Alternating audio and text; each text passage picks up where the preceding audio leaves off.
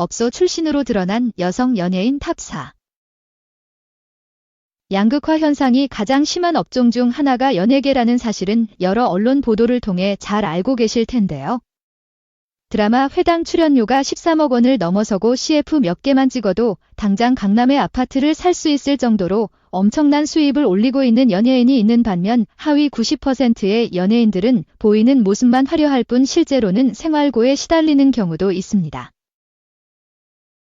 다행히 흔히 얘기하는 혼테크에 성공하는 경우도 몇몇 있긴 하지만 스폰이나 일회성 만남으로 목돈을 쥐려는 경우도 있고 심지어는 마이크와 대본을 잡았던 손에 탬버린을 대신 쥐고 흔들어댄 연예인들도 있습니다.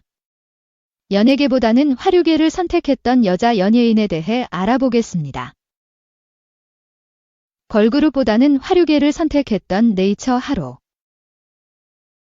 2018년 데뷔한 걸그룹 네이처는 한국인 7명에 중국인 1명, 일본인 1명으로 구성된 다국적 아이돌 그룹으로 이 중 일본인 멤버였던 하루는 일본 볼륨댄스 국가대표로도 활동했던 댄스 유망주였던 만큼 연습생 생활 불과 4개월 만에 초고속 데뷔를 할 수 있었는데요. 특히 부드러움과 파워풀함이 적절하게 조화된 춤선으로 더욱 사랑받기도 했습니다. 그러던 2024년 4월 일본의 한 유흥업소 SNS 접객권 소개 영상에 하루와 닮은 여성이 등장하면서부터 논란이 불거지게 됩니다. 네이처 하루가 유흥업소에서 자신을 소개하는 이미지 프로필에서 가명 루루를 사용하며 얼굴 옆에 손가락 V자를 보이고 있다. 영상에 등장한 여성의 이름은 사쿠라 루루로 하루와 달랐지만 이 여성은 자신이 K-팝 아이돌로 6년간 활동했고 화류계에 입문한 지는 고작 3개월 정도 된 뉴페이스라고 소개했는데요. 하지만 걸그룹 활동 당시를 설명하는 영상에 네이처 하루의 사진이 등장했고 프로필상의 생일마저 2월 21일로 네이처 하루와 같았기 때문에 사칭 의혹은 잠시 불거졌을 뿐이네 영상 속 여성이 네이처 하루라는 의혹은 사실로 드러나게 됩니다. 네이처 하루의 인터넷 프로필 출생 생일이 나타난 곳에 파란 줄이 그어져 있고 그 뒤로 하루의 사진 2장이 있다. 하루는 의혹이 불거진 지 3개월이 지나서야 비로소 자신의 SNS를 통해 댄스 스튜디오를 차리기 위해 잠깐 화류계에 몸 담았던 것이라고 억울한 사정을 호소하는 사과글을 올리기도 했지만 덕분에 그녀가 속했던 걸그룹은 빛 한 번 제대로 보지도 못하고 계약 기간을 다 채우지도 못한 채 6년 만에 해체를 하게 됩니다. 참고로 그녀가 일했던 곳은 터치 없이 대화만 하는 건전한 곳이라고 하네요.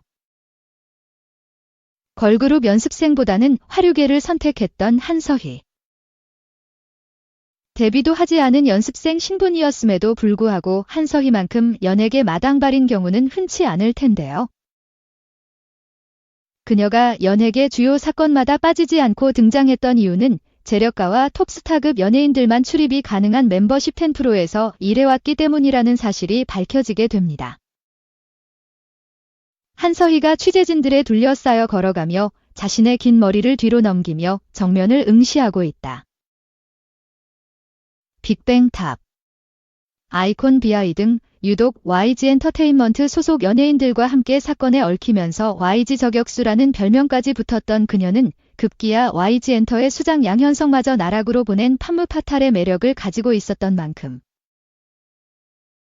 연습생 시절에는 다수의 소속사에서 영입 제안을 받았고 실제 플레디스 엔터테인먼트를 거쳐 젤리피쉬 엔터테인먼트를 오가며 연예계 데뷔를 목전에 두고 있었지만 마침 알바로 나간 10%에서 불과 3시간을 앉아 있었음에도 불구하고 200만 원을 현찰로 받게 되며 자신이 나아갈 길을 찾을 수 있게 되었다고 하는데요. 한서희 2장의 사진 좌측 사진은 핸드폰으로 자신의 셀카를 찍는 사진이고 우측 사진은 하얀 마스크를 쓰고 한 손으로 자신의 머리를 뒤로 넘기고 있는 사진하다. 과거 서바이벌 프로에서 보여준 때 묻지 않은 모습을 이제 다시 볼 수 없다는 점이 아쉬움으로 남습니다. 배우보다는 화류계를 선택했던 장미인의 대표할 만한 작품은 전무하지만 인지도만큼은 톱클래스였던 장미인에는 정치 사회적인 발언을 거침없이 쏟아내기도 하고 자신의 SNS DM으로 온 스폰서 제안에 큰 불쾌감을 표하는 등 내용이 맞든 안 맞든 어쨌든 소신 하나만큼은 뚜렷한 여배우로 평가됐지만 그러던 중 그녀가 논현동 소재의 소위 10%에 출근 중이라는 언론 기사가 보도되면서 곤혹스러움을 빠지게 됩니다. 장미인애가 하얀색을 배경으로 검은색 탑 드레스를 입고 옆으로 서서 정면을 응시하며 웃고 있다. 기사 내용에 따르면 장미인애는 데일리로 출근하는 것은 아니지만 일주일에 2~3번 정도 출근해서 일을 하고 있고 워낙 선호도가 높아서 예약 잡기가 어려울 정도라고 하는데 그 와중에도 배우로서의 자부심은 있어서 다른 아가씨들과는 소위 급이 다르다며 함께 초이스된 다른 아가씨들과는 술자리 중 말 한마디조차 섞지 않는 도도함을 보인다고 해당 업소의 관계자가 제보한 것이었습니다. 해당 매체의 보도에 장미인애는 크게 불쾌감을 드러내며 사실무근이라는 입장을 보였고 실제 유흥업계에서 잔뼈가 굵은 몇몇 업계 관계자들은 여자 연예인들이 10%에서 일하는 경우가 드물게 있는 것은 사실이지만 그런 경우 통상 다른 접대 여성들과 똑같은 방식으로 일하는 것이 아니라 스페셜한 손님이 있을 경우에만 잠깐 룸에 들러서 인사를 하고 술을 한두 잔 따라주는 일종의 초대 손님 같은 형태인 경우가 대부분이어서 장미인애의 경우 고정적으로 출근을 했던 건지 특별한 손님만을 가끔 상대했던 건지는 구분해야 한다는 의견을 보이기도 했습니다. 한편 장미인애는 기사를 보도한 해당 매체를 상대로 고소를 불사할 것이라는 강경한 입장을 보였지만 고소장 접수는 수년이 지난 현재까지도 미루고 있는 상태입니다. 기상캐스터보다는 화류계를 선택했던 최영아.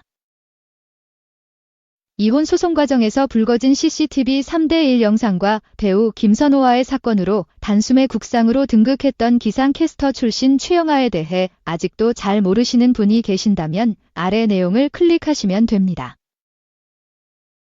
재력가 시댁에서 쫓겨나다시피 이혼당하고 배우 김선호 관련 거짓 폭로로 오히려 자신이 나락행 가게 됐지만 막상 최영아에게 경제적인 어려움 따위는 닥치지 않았는데요.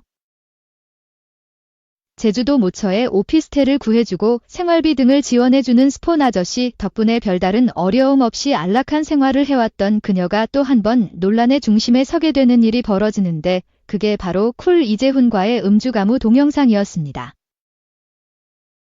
물론 이들의 만남이 손님과 접객권의 관계가 아닌 단순한 지인 간의 모임이었음이 추후 밝혀지기는 했지만 문제는 이 영상을 그녀의 스폰 아저씨가 보게 됐다는 사실이었습니다.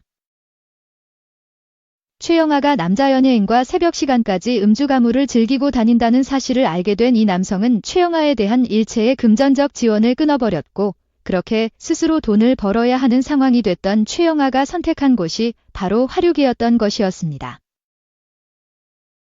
1985년생으로 곧 40을 앞두고 있던 그녀가 멤버십으로 운영되는 10%에서 일할 수는 없었지만 기상캐스터 당시에 비해 부쩍 예뻐진 마스크와 그간 수많은 남성을 몸소 체험했던 경력을 일정 부분 인정받게 되며 부산.5 업소에서 제2의 인생을 펼칠 수 있게 되었다고 하는데요. 최영아가 분홍색 원피스를 입고 있고 그 옆으로 합성으로 보이는 술진 접대부들의 사진이 나란히 있다. 함께 탬버린을 흔들었던 동료들의 전언에 따르면 소란스러운 룸 내에서도 유독 정확한 발음 덕분에 의사소통이 유독 잘 됐던 언니였다고 하는데 아쉽게도 그녀가 부산에 있다는 소문이 돌면서부터 자취를 감춰 현재는 연락두절인 상태라고 하네요. 배우 생활보다는 화류계를 선택했던 한하경. 한하경은 업소 출신으로 의심받았다기보다는 배우 이력을 발판 삼아 화류계에 진출했다고 보는 게 정확할 것 같은데요. 한하경은 영화 전망 좋은 집에서 선보이며 열연했지만 정작 주목은 청룡영화제 과당 사건부로 받았고 이후 영화 처음엔 다그렛에서 또 한 번 출연했지만 이미 한하경의 노출연기를 봤던 걸 또 궁금해하는 대중은 손에 꼽혔습니다. 그렇게 대중과 제작사에서 멀어져 가던 그녀가 선택했던 게 부산행이었고 부산에서 소위 2차 안 나가는 아가씨로 맹활약을 하던 중 사업가 A씨를 만나게 됩니다. 하나경이 가슴과 다리가 잘 드러나는 검은색 드레스를 입고 배경은 합성된 술집에 접대부와 남성이 있다. 이 차는 안 나가지만 스폰은 고맙게 받았던 그녀였기에 사업가 A씨는 이때부터 한 달에 3분의 2가량을 출장 핑계를 대고 부산으로 내려가는 듯 아내와 하나경 사이를 오가는 두 집 살림을 시작하게 됩니다. 하지만 얼마 못 가 A씨의 아내가 출장을 다녀온 남편이 사온 쇼핑백 안에 담긴 화장품 케이스에 붙어있던 긴 머리카락을 발견하게 되고 샤워를 마치고 나온 남편 등에 남아있는 손톱 자국을 발견하게 되면서 의심의 싹이 트기 시작되는데요. 하지만 의심이 확신으로 바뀌는 데까지는 불과 몇 시간이 걸리지 않았습니다. 바로 그날 밤 아무 말도 하지 않고 끊어버리는 발신자 표시 제한 전화가 3번 연속으로 오더니 다음 날에는 A씨의 아내에게 임신 초음파 사진 2장이 전송되며 사건의 전말이 드러나게 됩니다. 물론 초음파 사진 카카오톡 메시지는 하나경이 보낸 거였고 이때부터 가정을 지키려는 아내와 물줄을 뺏으려는 하나경의 싸움이 본격적으로 시작되는데요. 이후로도 계속된 메시지에 무반응으로 일관하던 사업가의 아내가 결국 소송을 결심하게 된 것은 여자로서의 마지막 자존심마저 짓밟아 놓은 두 문장 때문이었다고 하는데요. 넌 자궁 안 좋아 부침이라 임신 못한다고 내가 이때까지 한 여자 중 최고라고. 모든 것을 덮고 결혼 생활을 유지하려 했던 그녀는 결국 이혼과 함께 상간녀 위자료 소송을 제기했고 하나경은 사업가 A씨가 유부남인 줄 몰랐다며 적반하장으로 오히려 4천만 원을 달라는 맞소송을 내기까지 했지만 결국 하나경이 패소하며 상간남의 아내에게 1,500만 원을 지급하라는 판결을 받게 됩니다. 이렇게 손님을 상대로 공사친 것이 널리 알려지면서 더 이상 그녀를 초이스하는 남성은 전무해졌고 그런 그녀를 거둬줄 업소 또한 없어지게 되는데요. FT 아일랜드 출신 배우 송승현이 갑작스럽게 연예계 은퇴 선언을 했다. 연예계 생활에 마침표를 찍고 한국을 떠나 새로운 삶을 시작하겠다고 밝혀 팬들을 놀라게 했다. 송승현에 앞서 배우 장미인애와 이태임 또한 연예계 생활을 마무리하고 평범한 삶을 누리고 있다. 송승현은 지난 15일 제가 워낙 SNS도 잘 안 하고 최근 회사를 나오고 나서 저의 긴 휴식기를 오랫동안 기다려주셨던 팬분들께 먼저 죄송한 마음을 전해드리고 싶습니다며 소통을 원활하게 하지 못한 점 그리고 소식 없이 기다려주셨던 팬분들께 다시 한번 너무나 죄송하고 감사드립니다고 말문을 열었다. 그는 저는 고민 끝에 연예계를 떠나 아마도 한국을 떠나 새로운 삶을 살아보고자 합니다. 라고 은퇴 선언을 했다. 2009년 FT 아일랜드 멤버로 데뷔한 송승현은 2019년 전속계약 종료로 팀을 떠나 배우로 전향했던 바. 송승현은 푸티슬랜드라는 팀을 나와 배우로 일한 지 4년이 지나가는데 새로운 일보다 그리고 새로운 환경보다도 힘든 것은 언제 올지 모르는 불확실한 기다림과 사람관계가 있었습니다. 라고 털어놓았다. 이어 무슨 일을 하더라도 쉬운 일 그리고 쉬운 사람관계라는 건 절대 없겠지만 저를 위해 하루하루 매일 달릴 수 있는 건강한 규칙적인 새로운 삶을 도전해보려고 합니다며 기다려주신 팬분들께 정말 그 누구보다 감사하단 말씀 꼭 전해드리고 싶었고 여러분도 항상 몸도 마음도 아프지 말고 건강하게 행복한 삶을 함께 살아가길 바라겠습니다. 고 팬들과 작별 인사를 했다.